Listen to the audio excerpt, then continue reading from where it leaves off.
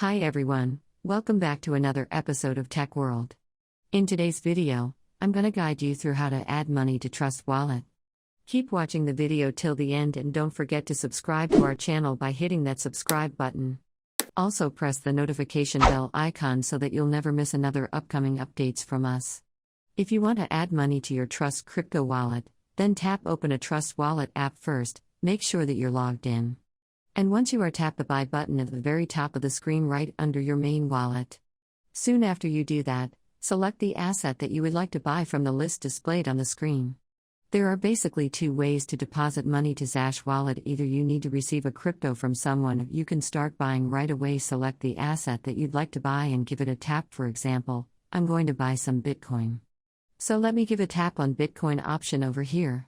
Simply go ahead and type in the amount of Bitcoin that you'd like to purchase, and it will show you the worth of Bitcoin that you can buy right under the amount that you typed in just now.